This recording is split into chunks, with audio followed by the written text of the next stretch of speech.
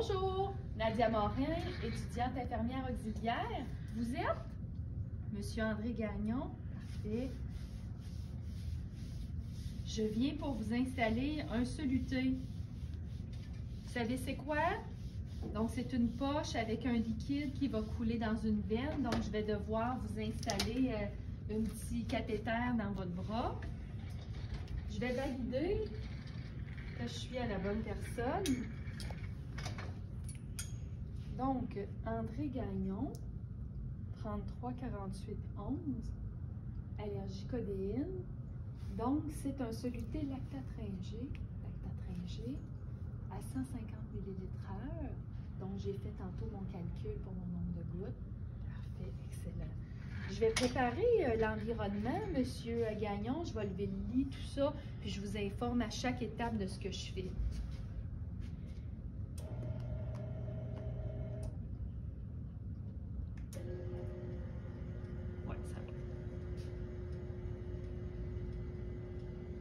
Vous n'avez pas trop mal au ventre de votre chirurgie? Non, ça va, parfait.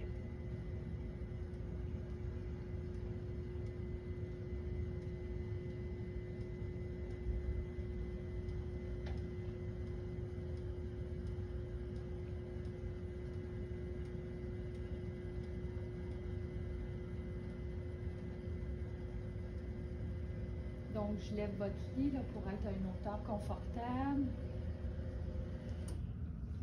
Les freins sont bien en place. Je vais nous isoler. Avez-vous des inquiétudes? Non, ça va, vous en avez déjà eu. Excellent. Permettez-moi juste de regarder en fait votre bras là, pour être certain que je vais m'installer de ce côté ici.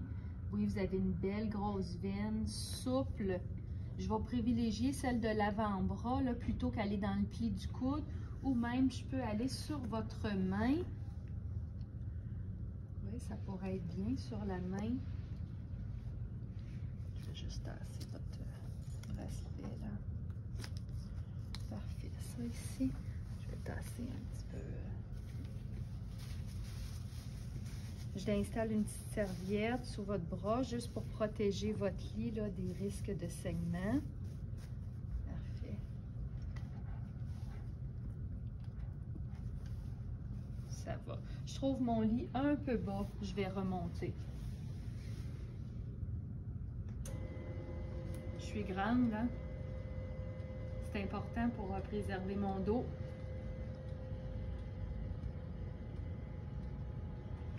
Oui, ça me convient mieux. D'accord.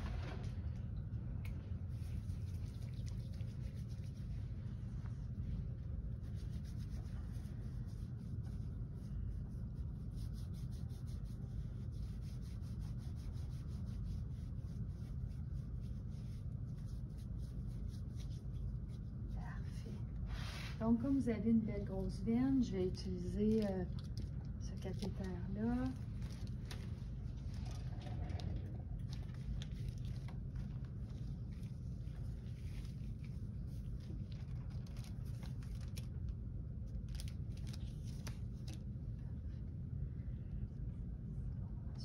J'ai besoin de tampon d'Alcoa, d'un garrot. Je vais installer le garrot sous votre bras.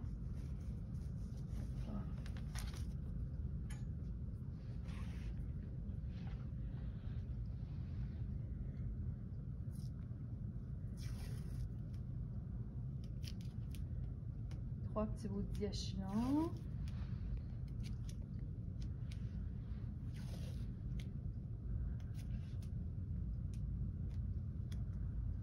Excellent. On va ouvrir notre biorisque. Je vais installer la table plutôt de l'autre côté.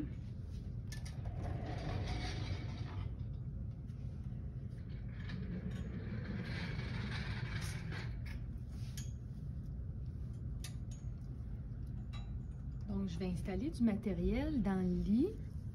Je vais vous demander de bouger le moins possible, d'accord? Donc, j'installe ma tubulure à proximité. Je m'assure qu'elle ne soit pas trop difficile à ouvrir. et j'ouvre tout ce que je vais avoir besoin. Donc, le Tegaderm.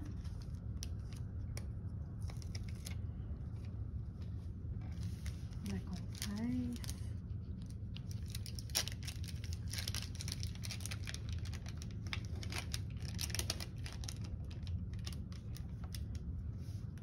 Les tampons d'alcool.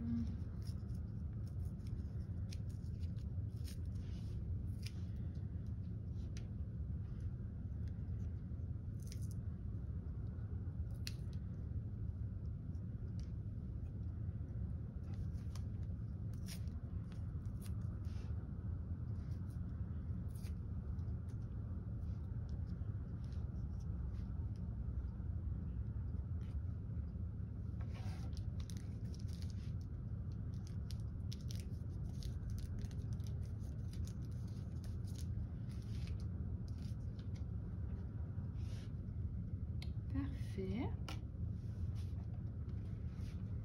La compresse. Ça. Les tampons. Le cathéter.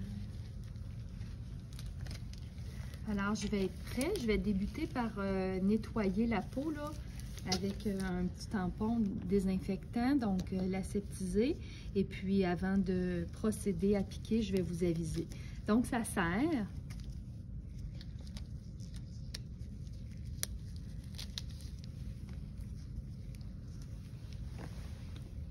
M'assurer en fait d'avoir, c'est ça, une belle veine bien droite. C'est parfait, ça me convient. Donc, une première désinfection.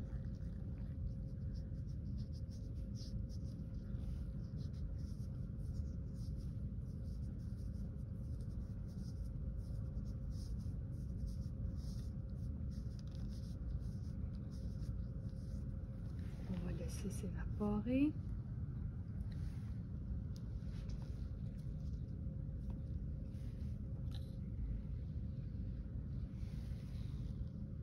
Une deuxième. Alors, je peux procéder en zigzag ou circulaire en insistant sur le point de ponction, en faisant un bon 15 secondes parfois. J'attends que l'alcool s'évapore. Lorsque c'est fait, je viens chercher mon cathéter qui était déjà décapsulé et je laisse tomber. Je place le biseau face à moi.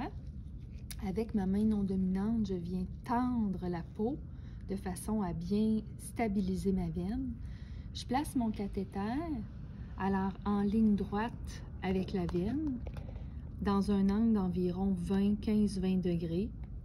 Prenez une grande inspiration, j'insère et je traverse la peau et la veine. Je vois que j'ai un retour de sang, donc je suis bien dans la veine. En plaçant mes doigts seulement sur la portion rose, j'insère le cathéter. Je viens retirer mon garrot. Je viens placer ma petite compresse en touchant seulement la portion externe. Avec ma main ici, je viens tenir mon cathéter et venir peser dessus de façon à arrêter l'écoulement de sang. Je m'assure d'avoir mon soluté bien proche. Je retire mon aiguille, la dépose dans mon biorisque et viens ensuite brancher ma perfusion. Je peux tenir ici, je viens avec ma compresse nettoyer.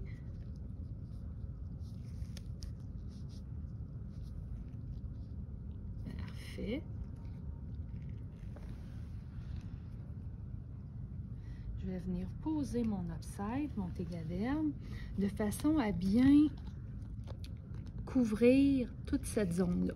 Étant donné que j'ai eu beaucoup de sang sur les doigts, donc dès que c'est possible, je retire mes gants et je vais venir en fait bien fixer de façon occlusive. Ça ne veut pas très bien coller là parce qu'il y a encore de l'alcool. Hein? Donc fixer de façon bien occlusive le Tegaderm. Donc c'est ici là, que c'est bien important qu'ils tiennent bien. Ensuite,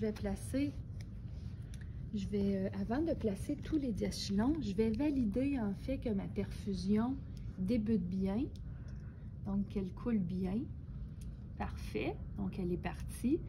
Donc en gardant un débit pas trop rapide, ce que je valide, c'est qu'il n'y a pas de bulles ou qu'il n'y ait pas d'enflure qui se produisent ici.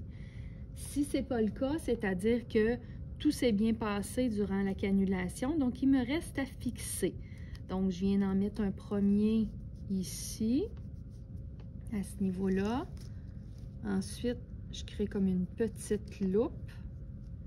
Je vais venir en mettre un deuxième ici, diachylon.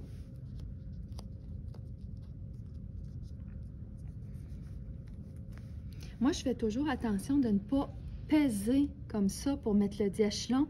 Donc, je laisse autrement dit une petite aisance à la peau. Parce que sans ça, la tubulure ou les endroits où on visse viennent rentrer dans la peau. Et ensuite de ça, j'en remets un autre là, ici là, pour être sûr de bien fixer cette portion-là, de façon à ce que si jamais le patient il s'accroche ici, bien que ça tienne bien. Je vais acheter ça ici. Ça. Il va me rester en fait à venir inscrire la date. Faire un petit lavage de main là, parce que j'ai quand même manipulé beaucoup de choses là. Donc, je vais écrire en fait sur le petit papier ici la date, 21-04-16. Le calibre du cathéter que j'ai posé, c'est un numéro 20. Et l'heure, donc, il est 9h20. Je vais venir poser en fait cette information-là en fait à proximité du site, mais toujours de façon à ne pas camoufler l'endroit de l'insertion du cathéter. Alors comme ça, si il y a des signes d'infection, comme de la rougeur, de la chaleur ou même un écoulement, je le verrai rapidement. Je retire le garrot, je jette tout le matériel qui doit être jeté. Je retire le piquet qui doit être jeté à la poubelle. Si c'est une serviette, c'est mis au lavage. Et ensuite de ça, je vais être rendue à faire l'ajustement du débit du soluté. Est-ce que je le fais?